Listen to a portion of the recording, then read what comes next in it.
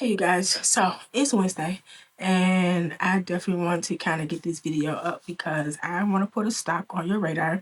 Now we've been seeing some massive earnings so far from, well, mostly from Tuesday to today, and then we have some more earnings coming up the remainder of the week. We have Tesla and Microsoft are two of the top in the Mag 7 that had their earnings on today. 11 minutes into the market close, Microsoft was down $27. I think, let's see, at this very moment though, it done pushed back up about $7. So right now it's sitting down 4%, down $20 at this very moment of doing this video. Okay, so you can kind of see how that thing kind of plays out come pre-market and come market opening on Thursday. But I don't want to talk about Tesla and I don't want to talk about Microsoft. I want to talk about SoFi.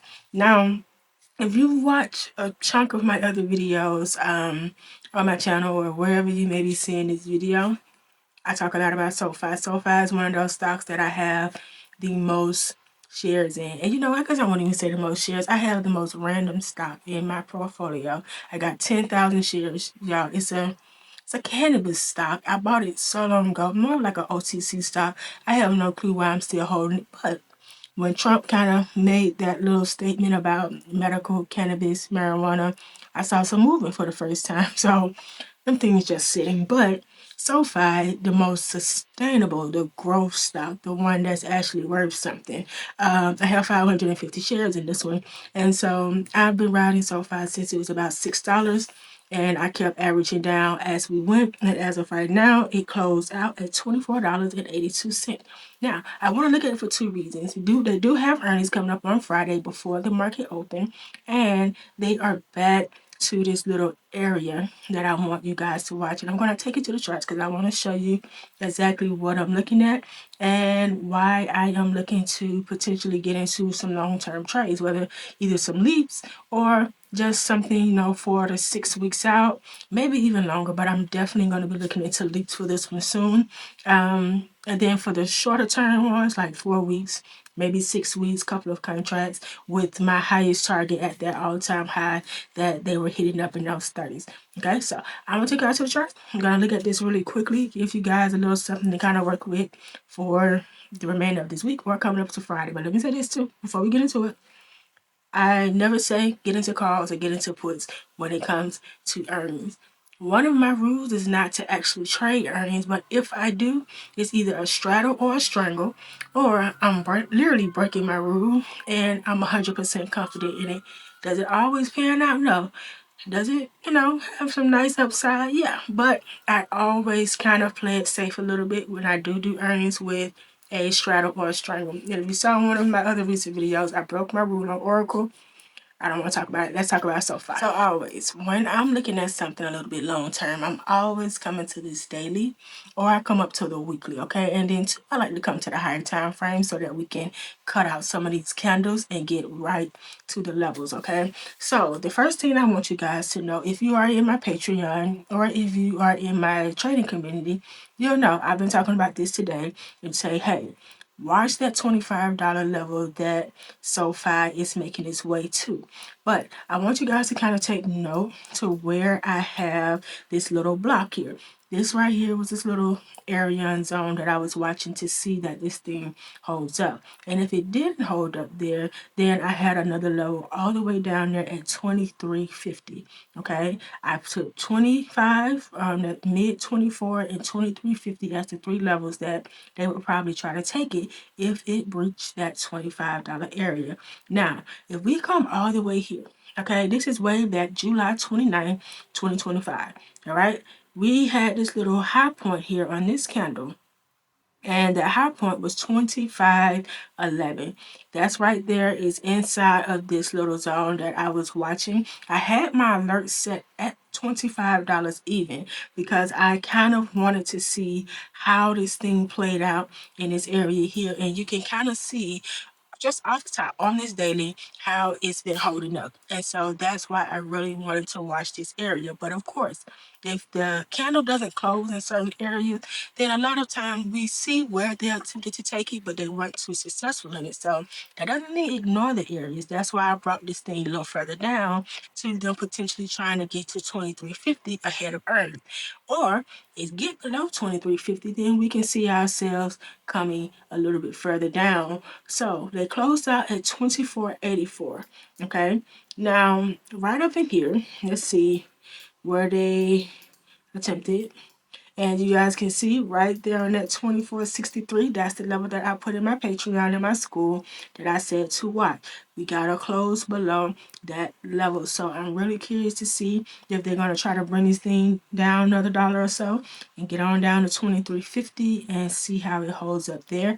In a sense, I'm kind of confident that they can hold it up there. But if we zoom this thing out, okay, you guys see how this little structure hold up in this little area here above that will kind of give us some confidence that it can hold it there. But you always have to remember that sometimes earnings can bring the best and the worst out of a stock, and we can always count on any particular level that we may have been watching or confident in to be broken. Okay, so have confidence in that level, but also always be prepared for how things can go, especially when earnings is involved or potentially upcoming. Now, I want to show you another reason. This is why going further to the left of your charts is super important. So instead of doing all this scrolling, I'm going to go to the weekly, okay? Now, I'm going to bring this down, and you guys can kind of see why that level that I was watching around that 25, that 24 was, super heavy. Because if we come all the way back here, let's come all the way back to, what year was this? This is 2021, okay? You guys see here, we kind of came up, we came down. We was playing around that same level. This high point right here is 24.95. Few cents short of that $25 level. We come over here to this next highest point, and it was 24.65. Few cents short, not too far from this original point here, but it's still in that little same arena that I was like, hey, let's watch this area. Let's see how it reacts there to see if there's some opportunity to make a move. Not jumping into the opportunity just yet, but we definitely want to take into consideration on any moves made with earnings coming up and how this thing may potentially go. And if you did make a move, it's super important to have enough time on your side by also understanding how SoFi moves. SoFi doesn't make these parabolic moves on a day like you would see with a extremely volatile stock like Tesla or AVGO, MicroStrategy, those type of stocks. So you want to have enough time on your side to be sure that even if it does go a little bit lower to 23.50, at least you know you have enough on your expiration to let this thing play out, touch those levels, and go back. But the key thing here is to watch the levels that this thing hits and watch how it reacts, okay? The last time we even touched this little area here, we got this little touch up there, and this thing came down.